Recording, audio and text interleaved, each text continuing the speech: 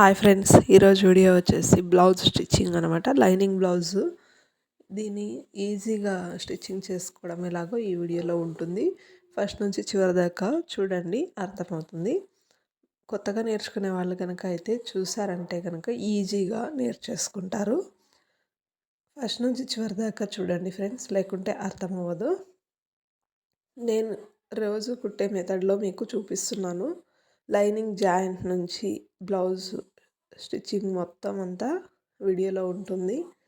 అస్సలు స్కిప్ చేయకండి. కొత్త వాళ్ళు కనుక చూస్తున్నట్లయితే సబ్స్క్రైబ్ చేయండి. ఈ ఒక్క వీడియోతో మీకు బ్లౌజ్ స్టిచ్చింగ్ అంతా క్లియర్గా వచ్చేస్తుంది. ఓపిక్గా చూడండి ఫ్రెండ్స్, లేదంటే రాదు. కొత్తగా నేర్చుకునే వాళ్ళకి చాలా యూజ్ అవుతుంది ఈ వీడియో. చూడండి, క్రాస్ బెల్ట్ కటింగ్ స్టిచ్చింగ్ అంతా మీ ఎదురుగానే చేసేస్తున్నాను.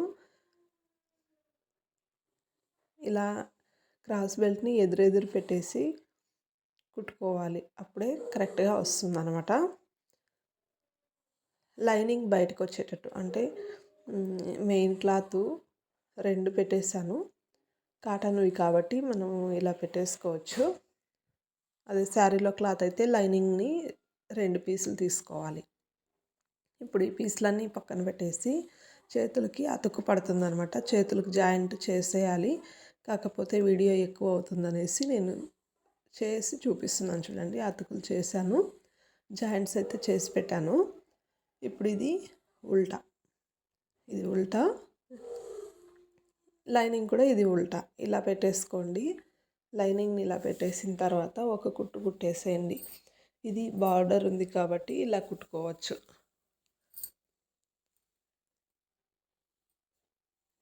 ఇలా మెయిన్ క్లాత్ మీద కుట్టుకోండి, అప్పుడే కరెక్ట్గా అంచు ఎక్కడ ఉందో తెలుస్తుంది. తర్వాత ఎడ్జ్లో ఒక లైన్ వేసేయండి. చివరన కుట్టుకుంటే కనుక లైనింగ్ క్లాత్ మనం తొడుక్కున్న తర్వాత బయటికి రాకుండా కనిపించకుండా ఉంటుంది. చూడండి, ఇలాగా కుట్టిన తర్వాత లైనింగ్ మీద కుట్టు వేయాలి. ఇలాగా మెయిన్ క్లాత్ని నీట్గా అనుకుంటూ చేత్తో చెయ్యి టైట్గా పట్టుకోకండి. క్లాత్ మీద లూజ్గా పట్టుకుంటేనే లైనింగ్ జాయింట్ చేసేటప్పుడు ముడతలు రాకుండా ఉంటాయి. బబుల్స్ రాకుండా ఉండాలంటే లైనింగ్ జాయింట్ చేసేటప్పుడు చెయ్యిని టైట్గా పట్టుకోకండి. మిగతా ఎక్స్ట్రా క్లాత్ని ఇలా కట్ చేసేయండి నీట్గా. 2 సమానంగా ఉండాలి, లైనింగ్ క్లాత్ అలాగే మెయిన్ క్లాత్. కుట్టడం అయిపోయింది.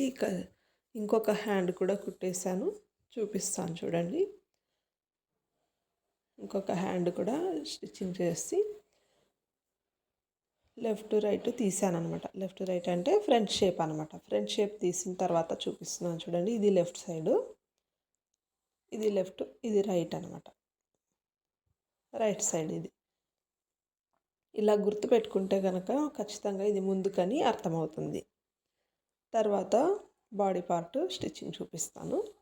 బ్యాక్ పార్ట్ వచ్చేసి ఎక్స్ట్రా ఒక 1 ఇంచ్ ఎక్స్ట్రా వదిలాను చూడండి మెయిన్ క్లాత్ని. ఎందుకంటే ఇక వేరే పీస్ జాయింట్ చేయాల్సిన అవసరం ఉండదు, అలాగే హెమ్మింగ్ కూడా అవసరం ఉండదు. ఇలా ఒక 1 ఇంచ్ ఎక్స్ట్రా వదిలాను. క్లాత్ ఎక్కువగా ఉంది కాబట్టి నేను ఎక్స్ట్రా పీస్ అయితే జాయింట్ చేయట్లేదు, దీనినే జాయింట్ చేస్తున్నాను.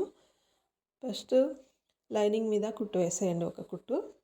ఇలా స్ట్రైట్ కుట్టు వేసిన తర్వాత మనము నడుం పట్టికి పీస్ వేయక్కర్లేదు. ఇలాగ ఉంటే కనుక ఇప్పుడు వచ్చేసి దీన్ని చిన్నగా ఫోల్డ్ చేసి కుట్టండి. మెయిన్ క్లాత్ని ఒకసారి ఫోల్డ్ చేసి కుట్టిన తర్వాత సేమ్ పీస్ జాయింట్ చేసినట్టే ఉంటుంది. ఇలాగ ఒక్కసారి ఫోల్డింగ్ చేయండి, లైనింగ్ మీదకి ఫోల్డ్ చేయండి. హెమ్మింగ్ అవసరం లేకుండా ఇలా కుట్టేస్తే కనుక బాగుంటుంది. మన వీడియోస్ చూస్తున్న వాళ్ళు ఖచ్చితంగా లైక్ చేయండి ఫ్రెండ్స్. లైక్స్ వస్తే వీడియో ముందుకు వెళ్తుంది. చూడండి లైనింగ్ జాయింట్ చేసేటప్పుడు క్లాత్ని నీట్గా ముడతలు లేకుండా చేత్తో సర్దుకోండి, లేదంటే కనుక బబుల్స్ వస్తాయి, నీట్గా ఉండదు బ్లౌజు. ఎప్పుడే కానీ లైనింగ్ జాయిన్ చేసేటప్పుడు చెయ్యిని క్లాత్ మీద టైట్గా పట్టుకోకండి. టైట్గా పట్టుకున్నారంటే కనుక సాగిపోతుంది క్లాత్. ఎందుకంటే ఆ స్పీడ్తో క్లాత్ ముందుకు వెళ్తూ ఉంటుంది, మన చేతిలో క్లాత్ అట్లాగనే ఉంటుంది కాబట్టి సాగిపోతుంది. అప్పుడు బ్లౌజు తొడుక్కున్న తర్వాత కూడా ఫినిషింగ్ బాగుండదు, వాళ్ళకు ఒకవైపు సాగినట్టు అలాగే ఉంటుందన్నమాట. ఈ ఎక్స్ట్రా క్లాత్ని అంతా కట్ చేస్తున్నాను. ఎక్స్ట్రా క్లాత్ని కట్ చేసుకోవాలి. బ్యాక్ పార్ట్ కుట్టడం అంతా అయిపోయింది. ఇక చూడండి ఇలాగా దీన్ని పక్కన పెట్టేస్తున్నాను.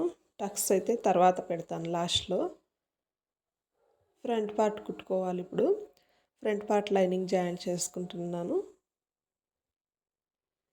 ఒక అవతల యువతల అంతా ఒక 2 పాయింట్లు ఎక్స్ట్రా వదిలాను అనమాట. ఫస్టే ఫ్రంట్ పార్ట్ని నీట్గా అనేసుకోండి. తర్వాత స్టిచ్చింగ్ చేసేటప్పుడు కూడా చేత్తో ఇలా అనుకుంటూనే స్టిచ్చింగ్ చేసుకోండి. ఇంకొక వైపు కూడా సేమ్ ఎదురెదురు ఉండాలన్నమాట. మనకు ఉల్టా సీదా కనబడనప్పుడు ఇలా ఎదురెదురు పెట్టేసి కుట్టుకోవాలి. ఉల్టా సీదా కనిపిస్తే ఇబ్బంది ఏం లేదు కాబట్టి, కనబడనప్పుడు ఇలా ఎదురెదురు ఖచ్చితంగా మీరు అనుకొని కుట్టేసుకోవాలి.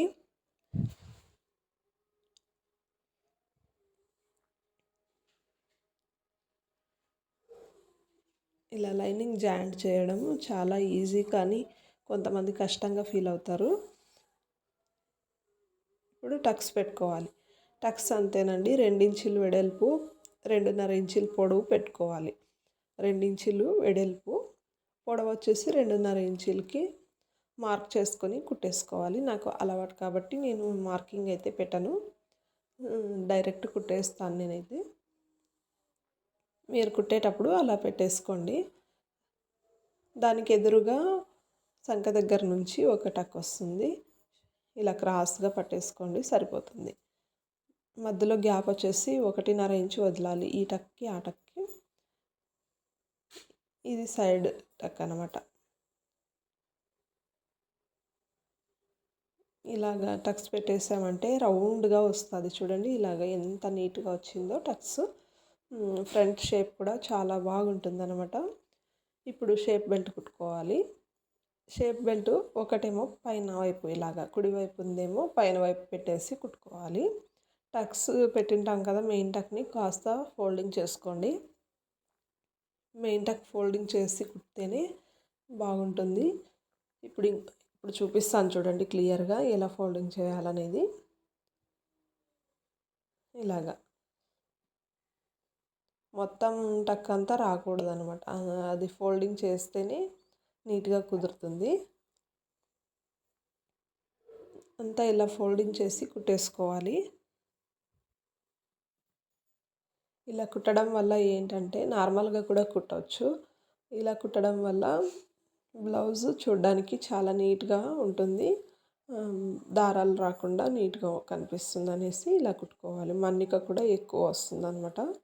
చూడండి టక్స్ పెట్టిన తర్వాత ఎలా ఉందో, చాలా నీట్గా రౌండ్గా టక్స్ అయితే పెట్టేసామా. ఇప్పుడు ఉక్స్ పట్టి కుట్టుకోవాలి. ఉక్స్ పట్టి కాజా పట్టి కుట్టేస్తే ఫ్రంట్ పార్ట్ స్టిచ్చింగ్ అంతా అయిపోతుంది.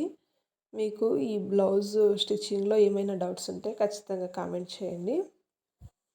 ఇప్పుడే ఉక్స్ పట్టీలు కుట్టుకునే ముందే ఏమైనా హెచ్చు తగ్గులు ఉంటే కట్ చేసుకోండి. హెచ్చు తగ్గులు ఉన్నప్పుడు చూసి కటింగ్ చేసేసుకొని ఉక్సులు పట్టి కుట్టేసేయండి. ఇది వచ్చేసి కాజా పట్టి, ఐ పట్టి అంటాం కదా, ఇది వచ్చేసి ఉక్స్ పట్టి. ఉక్సులు కుట్టేది దీనికి, మరి ఈ లెఫ్ట్ సైడ్ దానికి, ఇది లెఫ్ట్.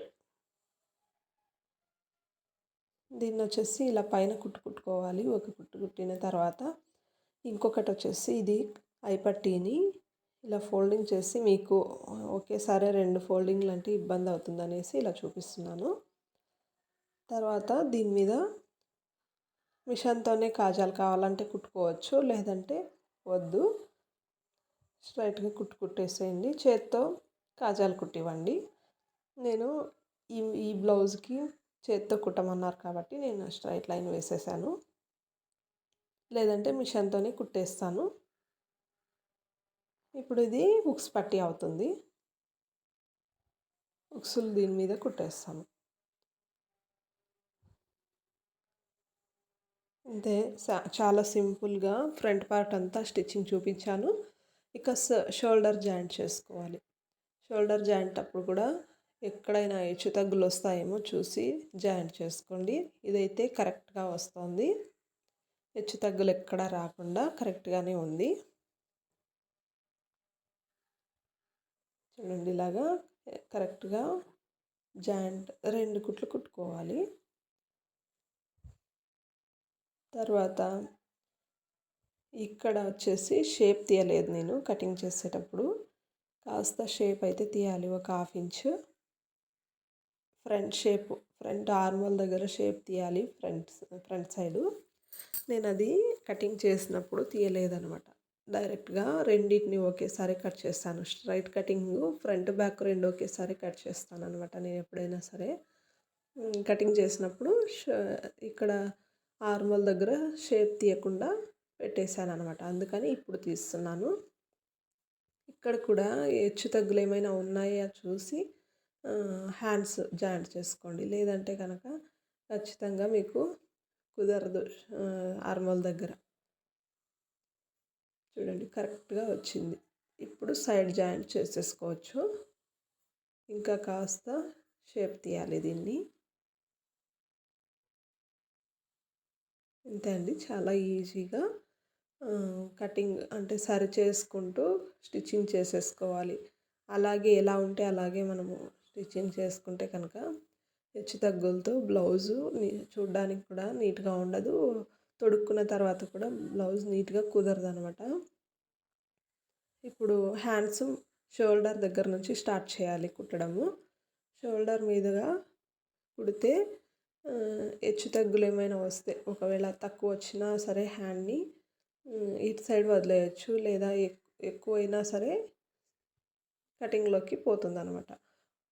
మనకు సెంటర్ పాయింట్ కరెక్ట్గా ఉండాలి, లేదంటే కనుక మనం తీసిన షేపు ఎక్కడ పడితే అక్కడ వస్తుంది. అందుకని షోల్డర్ దగ్గర నుంచి స్టార్ట్ చేసుకోవాలి. షేప్ తీసుంటాం కదా ఫ్రంట్ బ్యాక్, అది కరెక్ట్గా ఇక్కడ రావాలంటే షోల్డర్ దగ్గర నుంచే స్టార్ట్ చేసుకోండి. మీకు మీరు ఈ మెథడ్ ఫాలో అయ్యారంటే కనుక షోల్డర్ ముందుకు జారడము అలాంటి ప్రాబ్లమ్స్ ఏమీ రావు అనమాట. షోల్డర్ ముందుకు ఎందుకు జారుతుంది అంటే, ఎక్కడి నుంచి పడితే అక్కడి నుంచి స్టార్ట్ చేయకూడదు హ్యాండ్స్ స్టిచ్చింగు. ఇలా కుట్టారంటే కనుక కరెక్ట్గా భుజం మీద షోల్డర్ నిలుస్తుంది తొడుక్కున్న తర్వాత. చాలామంది అంటుంటారు ముందుకు జారుతుంది అనేసి. షోల్డర్లు ముందుకు ఎందుకు జారుతాయంటే చివరి నుంచి స్టార్ట్ చేయడం వల్ల అనమాట. ఇప్పుడు పైపింగ్ కోసం క్రాస్ పీస్ తీసుకున్నాను. ఇవన్నీ పీసులు వచ్చేసి ఇలా క్రాస్గానే ఉండాలి, క్రాస్ జాయింటింగే చేసుకోవాలన్నమాట. చూడండి, ఇలాగా ఈ క్రాస్ పీసులని ఇలా జాయింట్ చేసుకోండి. స్ట్రైట్గా జాయింట్ చేసుకోకండి. స్ట్రైట్గా చేసామంటే పైపింగ్ చేసినప్పుడు అతుకులు ఉన్న చోట లావుగా వస్తుంది అనమాట. అలా లావుగా రాకూడదు అనుకుంటే ఇలా క్రాస్గా జాయింట్ చేసుకోండి. క్రాస్గా జాయింట్ చేసుకోవడం వల్ల ఇంకొక లాభం అయితే ఉంటుంది. ఎందుకంటే మన మిషన్స్ ఒక్కోసారి అంటే ఇది అయితే తట్టుకుంటుంది, కానీ చిన్న మిషన్స్ అయితే లావుగా ఉన్న చోట కుట్టు పడదనమాట. అలాంటి ప్రాబ్లం కూడా రాకుండా ఇలా జాయింట్ చేసుకోవడం వల్ల ఈజీగా వచ్చేస్తుంది. ఒక ఫోల్డింగ్ చేసి కుట్టేసుకోండి ఈ పీస్ని. ఇది పైపింగ్ కోసం అనమాట. నార్మల్ పైపింగేనండి, థ్రెడ్ పైపింగ్ అయితే కాదు. ఇది నార్మల్ బ్లౌజే, పెద్దవాళ్ళది కాబట్టి నార్మల్ పైపింగే చేస్తున్నాను. థ్రెడ్ పైపింగ్ అయితే ఆపోజిట్ క్లాత్ వాడతాను. స్టార్టింగ్లో ఇక్కడ ఫోల్డింగ్ చేసుకోండి. ఫోల్డింగ్ చేసి పాదం వెడల్పుతో స్టిచ్చింగ్ చేసుకోండి. పాదం వెడల్పుతో స్టిచ్చింగ్ చేసిన తర్వాత ఒక పాయింట్ అంతా కట్ చేసుకోండి. ఒక పాయింట్ మాత్రమే మిగలాలన్నమాట స్టిచ్చింగ్కి. మరి ఈ పాదం వెడల్పు అంతా కట్ చేయకుండా అలాగే కుట్టకూడదు. అలా కుడితే పైపింగ్ లావుగా వస్తుంది. అలా రాకుండా ఉండాలి అంటే కాస్త కట్ చేసుకోండి. ఒక పాయింట్. నేను కాస్త కట్ చేసి చూపిస్తాను చూడండి. ఇలా చూడండి, ఇది వెడల్పు రాకుండా ఇలా కట్ చేసుకోవాలి. కొంచెం అంతా ఇలా కట్ చేసుకోండి పొడవునా. ఇలా చేయడం వల్ల పైపింగ్ సన్నగా నీట్గా వస్తుంది. ఒకే కొలతతో వస్తుంది అన్నమాట. మొత్తం పైపింగ్ని ఇలా మనం బొటన్ వేలుతో పట్టేసుకొని పైపింగ్ చేసేసుకోవచ్చు. ఎక్కువగా లాగకండి. లాగామంటే కనుక రౌండ్ ఎక్కువైపోతుంది. రౌండ్ ఎక్కువగా రాకుండా జాగ్రత్తగా కుట్టుకోండి. ఒక్కోసారి సాగే క్లాత్ అయితే కనుక ఖచ్చితంగా సాగిపోతుంది. అందుకని మనము పైపింగ్ కుట్టేసారి జాగ్రత్తగా కుట్టాలి. చాలా సింపుల్గా బ్లౌజ్ స్టిచ్చింగ్ చూశారు కదా. మీకు ఎలా అనిపించింది? మీరు ఎలా కుడతారో కామెంట్ చేయండి.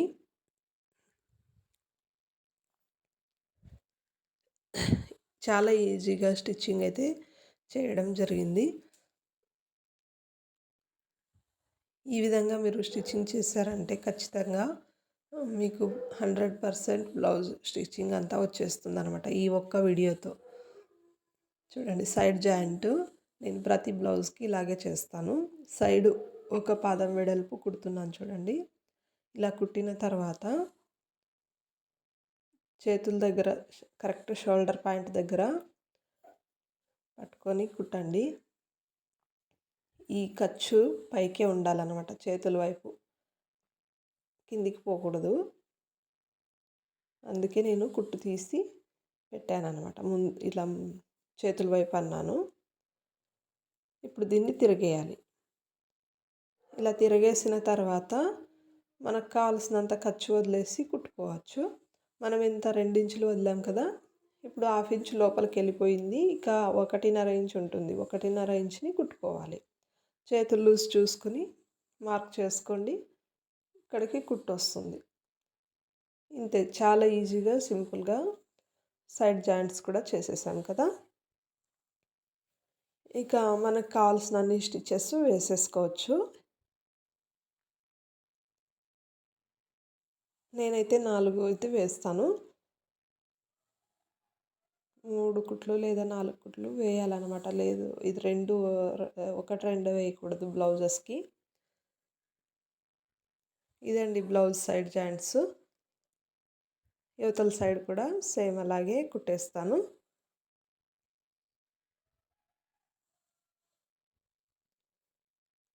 ఇక బ్యాక్ టక్స్ ఒకటి బ్యాలెన్స్ ఉంది. బ్యాక్ టక్స్ ఇలా ఫ్రంట్కి బ్యాక్ సెంటర్లో మార్క్ చేసుకొని కరెక్ట్గా ఇలా ఫోల్డింగ్ చేసేసుకొని 1/2 ఇంచ్ వెడల్పుతో ఒక 4 ఇంచుల పొడవు ఇలాగా టక్స్ పొడవు వేసేస్తే కనుక బ్యాక్ టక్స్ కూడా అయిపోతాయి. చివరన నేను బ్యాక్ టక్స్ వేస్తాను. కొలత చూసుకొని సరిపోతుంది అనమాట.